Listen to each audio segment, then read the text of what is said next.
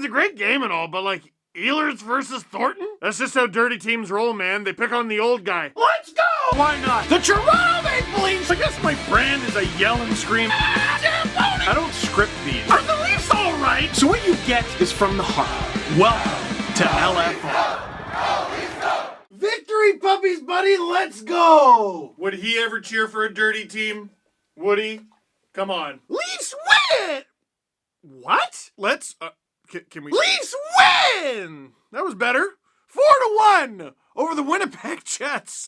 So I think I've got it all figured out. The Leafs are obviously trying to ramp up for the playoffs. Everyone is trying to ramp up for the playoffs because the playoffs are just around the corner, which is why those two games against the Canucks were so concerning. Yeah, but they outplayed them. They didn't outplay them like this. Now, obviously, the Canucks were a pretty unique situation. These two games against the Jets, though, part of my worry was that they would go in and play the same way. And I gotta tell you, I'm extremely relieved to see, no, not even close. The Jets have been a playoff team basically the entire season. They've been second basically the entire season. This is the test heading into the final stretch. And the Leafs' final regular season opponent before the playoffs, the Jets, that ought to be fun. Now, there was a certain narrative heading into this game, let alone the fact that it's the number 1 and 2 team in Canada on Hockey Night in Canada. How good is that? But there was a narrative, terrible word, but it was a narrative that the Leafs are a dirty team. And I just gotta know, any fans of other teams who happen to be watching this videos, how hard did you laugh? Alex Edler took Zach Hyman out at the knees, no one responded, and the fan base was up in arms,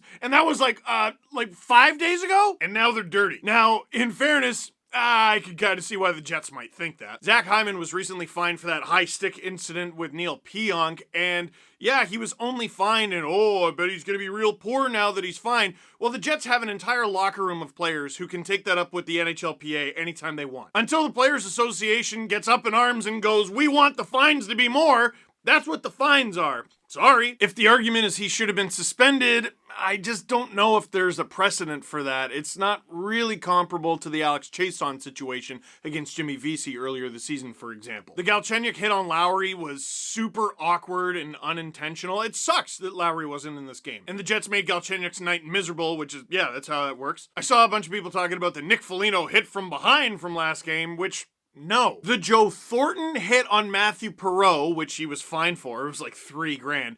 I'm not gonna lie, I'm surprised he was eligible to play in this game. I thought he'd be getting at least a game or two. Now, it wasn't as hard as other hits that we've seen, and Matthew Perreault, after going back down the tunnel, returned to the game. Maybe that was a factor, and he was penalized on the play. Maybe that was a factor. To me, even though the impact wasn't huge, that's exactly the kind of hit that we're trying to get out of the game. I wouldn't be opposed to him getting a game or two. But it was a $3,000 fine. Paul Maurice made a snide comment about it, which was funny, but like if the players want to do anything about those fines, they're welcome to at any moment. So all of that is exactly why we thought this game was going to be a carnival, and it was. And this game started like a carnival, but not for the reasons you might think. And Galchenyuk did not have a great night. We're 30 seconds into the game, Jets 3-on-2. Now, I'm not a huge fan of how Riley and Brody played this 3-on-2, but it starts in the O-zone after the lost faceoff. So here's how things are off the draw, and it just seems like a mess. Willie flies wide, Tavares is attacking the puck, Galchenyuk, like, how do you let that many guys get behind you? Then on the back check, Galchenyuk does not pick up Ehlers in time. Maybe it was a miscommunication between him and Riley, I don't know, but he wasn't even close. Ehlers gets the puck, he scores, and they're down 39 seconds in. And I tweeted that that's not good enough from a team that's supposed to be a contender, and a bunch of people had a problem with that? Like, I'll admit, I've had some pretty weird and wrong opinions over the years, but actually, it's good that they allowed a 3-on-2 and a goal on the first shot against is a very strange take. So now, okay, crappy start, get it back. Only a few minutes later, offensive zone pressure from the fourth line. Dermott and Brooks do this great little read where Brooks fills in for him at the point and Dermott gets him the puck. Brooks throws it on, Spezza tips it, but it's wide, but Thornton reads it. Jumbo Joe with the jumbo reach, hooks it perfectly on the wraparound, and there's your record. After scoring in the last game against the Jets, it actually got awarded to Spezza, taking away Joe Thornton's record, but this one gives him the record for the oldest member of the Toronto Maple Leafs to ever score a goal. And that is super cool and everything, but if I was a Jets fan, I'd be pretty mad. Because Thornton hasn't scored a goal since February 18th. 14th against the Sens. And of course, the game after, if I'm a Jets fan, he should have been suspended, he scores. Joe Thornton, man, he's trying to find his role in this lineup. He's been a lot more physical lately, but he had no points for 17 straight games, and now he's got points in back-to-back. And I know floating the puck on from the point isn't exactly the most big-brain hockey IQ thing you can do, but Adam Brooks is a player, man. With that assist, he's got 3 points in 5 games this season. He had 3 points in 7 games last season, so that gives him 6 in 12. Half a point a game pace for a guy who, let's be honest, is playing like 45 seconds a game on the fourth line. This is clearly nothing against Pierre Engvall, but over the course of the season, Sheldon Keefe has wanted someone to seize control of that fourth line center spot. At times, different players have done it. Travis Boyd did it. He took it away.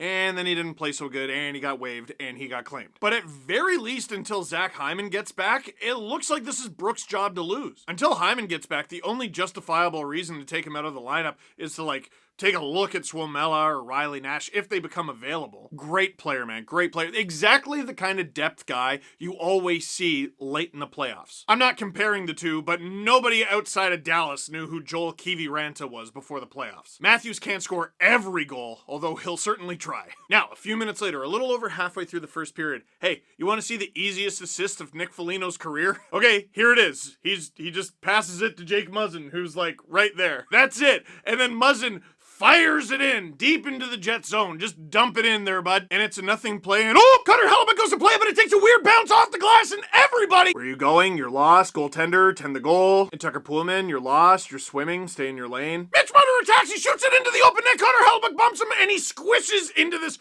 awful shape against the boards, but because he's a child, he's still bendy and he's fine. But after the Zach Bogosian incident earlier this week, I was very scared, but Mitch Marner scores, and the Leafs have the lead off probably the flukiest goal of this entire season. So that was the last goal of the period. And because there were so many little micro incidents in this game, I'm probably going to talk about them out of order. Let's talk about the reverse hit. First of all, Rasmus Sandin has been great. 2 assists in 4 games this season, despite barely playing, and he's a +4 in those 4 games. He's good. This tweet about Rasmus Sandin by Jake B. Leafs is now all I can see. I'm going to do defense that is so Swedish. And Jake says he can't explain it. Neither can I, but he's absolutely right. Now, Rasmus Sandin is very young, and Leafs Nation, we haven't seen him play a ton, but there have been a few memorable incidences where he's gotten kind of wrecked. Most notably when he was a rookie getting drilled by one of the Red Wings, and he was sent down shortly after, okay, let's get this guy some pro reps in the American League before he gets steamrolled in the NHL. Well, the theme kind of continues in this one, and there were 2 incidents on the same shift in the offensive zone. I'm not sure. I think it was Trevor Lewis. Goes in, hits him, and it's high. I'm not talking like the Thornton hit on Perreault. It's just the finish was high. Hands in the face. I thought it was roughing. No call. The play continues. Sandin goes to the other end of the offensive zone, and it happens again. Very similar hit. And again, it's not horrible, suspend him, throw him out of the league, but it's kind of a nasty hit. And that context is important because only 1 or 2 Sandin shifts later, the puck goes into the defensive corner that he's going in. And he's got Blake Wheeler barreling down on him. Now, Wheeler is trying to go after the puck. He's trying to reach around, he's trying to poke at it. But Sandin's trying to figure out how to stick in the lineup here, okay? He's barely played over the past season. He knows the team wants to evaluate him. He knows that he kind of got his show run a little earlier. Hutton's coming. He's got to do something. Now, veteran players in this league tend to get a little bit more room than a guy like Rasmus Sandin. Well, why is that? Is it respect? Well, fear is a form of respect for sure. And guaranteed, any player around the NHL who watches highlights of any kind saw this hit. Just after playing the puck, Sandin basically just stops up and slams Blake Wheeler with the reverse hit. Now, if I was a Jets fan, I'd be upset. I totally get it. He was just out with a concussion. He just came back. This was a bad result. To me, I saw a young player who was just roughed up a couple of times protecting himself. I just see a much larger, taller player trying to reach around and a bad result. The ref is right there. Couldn't possibly have a better view of it. And also, Dave Riddick. It's amazing to me that in 2021, there are still goalies who have to sit in Narnia away from the team. And the result after this, by the way, was a Leafs power play because Kyle Connor roughed up Rasmus Sandin. Another one where I'm like, oh, okay, I can see why a Jets fan would be mad about that. Second period begins. Jake Muzzin takes down Dylan DeMello. DeMello gets the embellishment Okay, I can see why you're mad, but that's how they called it, and that situation creates 4-on-4 hockey that is chaos. 2-on-1, 3-on-1, somehow William Nylander's the only guy back. Kyle Connor with the puck attacking with Mark Scheifele, and the only reason this isn't a 2-on-1 is because of Rasmus Sandin's effort, and that effort allows Nylander to take the puck off of Kyle Connor and break it out. This is the longest shift of his life, and this is a great read from Sandin and from Nylander, because look at this. Even though he's dog-tired, Scheifele swapping off for someone, and Kyle Connor is asleep at the wheel. That creates a 2-on-1. Nylander able to get the pass through to Tavares. Snipes! This guy can't stop sniping! Again with the voice. Why? And the Leafs are up 3-1, and I want everyone who calls William Nylander lazy to have a look at this. The dude had such a great effort at both ends of the ice, he didn't even have the energy to celebrate. Now, the Jets are not happy. They're down 2 goals. They're mad about everything that's happened over the last 1.5 games now. Paul Maurice benches Mark Scheifele. And near the end of the second period, Pierre-Luc Dubois takes a penalty for interference on Austin Matthews. Now, Matthews bounces right back. He's fine. But my heart did stop a little bit because the actual play-by-play camera, all it shows is the hit and Matthews disappearing from the screen. But Matthews doesn't get credit for being tough because, like, he doesn't lay huge hits typically. He has laid some, but that's not the first thing you think of with him. He's never gotten into a scrap, but like, he's a star player. Every star player gets mauled every game. Look at McDavid. McDavid has taken years of abuse, and at some point recently, a switch flicked where he's like, all right, I'm elbowing everybody. But this is exactly what Wayne Simmons was talking about at the press conference in between these 2 games against the Jets. It's not like the Jets play the Leafs soft. Anyway, now we head into the third. The Jets kill that penalty off. Ehlers puts the puck over the glass. Now they got to kill that one off. Now we head into the third. They kill off the Dubois penalty. Ehlers puts the puck over the glass. They got to kill that off. I would definitely be grumpy this morning if I was a Jets fan. But the Jets managed to kill that off too. But this wasn't the same futility from the Leafs power play that we've been used to over the past month. They had 1,000 chances. The Leafs put 13 shots at Connor Hellebuyck on the power play, and he stopped them all. And it's not like they were easy either. He's a great goalie. What can I say? Put it this way. If the Leafs power play is like they were against the Jets more often than not, they're going to score a lot more often than not. Later in the third, Joe Thornton cross-checks Nikolai Ehlers so hard that he breaks his stick, goes to the bench, gets another one, cross-checks him again. Great spot from Tic Tac Tomar. Ehlers was chirping Thornton and he goes, that's a stupid penalty. And after he's like, attaboy, bud. Listen, he's right. The Leafs penalty kill did manage to kill this off. Nick Foligno on that penalty kill, by the way. I think I like it a lot. Jack Campbell, no slouch himself, he made a few amazing saves in the back half of this game. And Thornton comes right out of the box and cross-checks Ehlers again. And the slash Ehlers gave him back was real nasty. And I'm going to say, he shouldn't have done it because they would have had another power play. Instead, it's coincidental minors, and no offense to Joe Thornton, but I'll take that. At the same whistle, Wayne Simmons and Pierre-Luc Dubois are chirping at each other from their respective benches. They both go off. Love the Wayne train, but I'll take that. And now I look at the clock. There's still like just under 3 minutes to go in a perfectly winnable game for the Winnipeg Jets. Really is. They wouldn't be the first team to score 2 goals in 2.5 minutes. And the Leafs basically trade Joe Thornton and Wayne Simmons for Nikolai Ehlers and Pierre-Luc Dubois.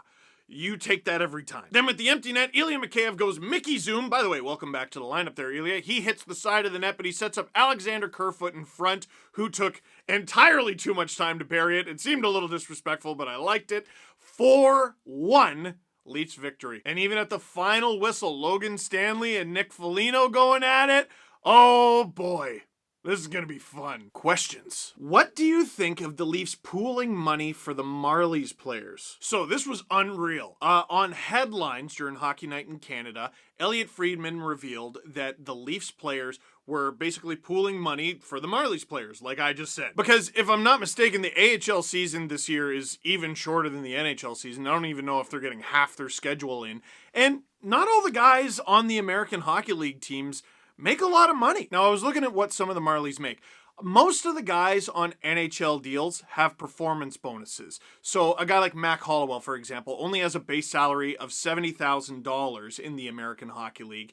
He's making less than half of that, right? Oh, okay. But he at least has the $78,000 signing bonus, which don't we all wish we had that? But not everyone has the signing bonus. Like Teemu Kivihalme, for example, has a $100,000 base salary, no signing bonus. But if he's making less than half of that this season, all of a sudden you see what I'm talking about. And those are just the NHL guys. The guys who are on AHL deals, I imagine none of them have signing bonuses, and I imagine they're not 78 Gs, but we don't know. And some of you might look at that and go, well, they make more than I make, but it's the expensive lifestyle. I mean, first and foremost, they have to live in Toronto. And it comes out after the game, John Tavares said that this was Jason Spezza's idea.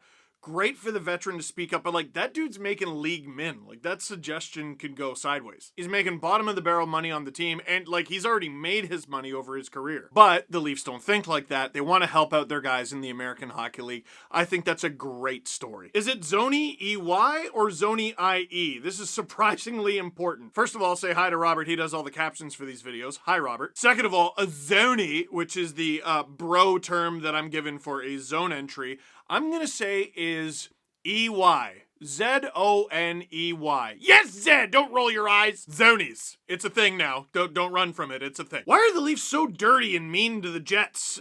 Not the real Jets. Thanks, Adam. Listen, and any Jets fans watching this, you're not going to like this. I get why you're upset. The Leafs are simply doing what opponents have done to them for years. And they've changed their playing style, and they went out and they got some tougher guys, and they're playing tougher themselves and nastier themselves because they're tired of waiting for the league to swoop in and save them. That's not how this works. We always say, call this and call that and call the rule book. And why does the rule book change for the playoffs? And instead of asking all those questions and essentially whining, they're creating answers. And it's not even enough for some fans, and there are still incidents where I'm like, do something! In a few weeks, this will just be called playoff hockey, which is what they're preparing for.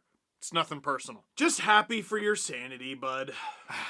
Thanks, Chanel, and all of you. Until Wednesday, when the Leafs take on the Montreal Canadiens, that is it for this one. Thank you very much for watching. Click like if you liked this video. Click subscribe if you really liked it. Tell all your friends. I'm still making LFRs.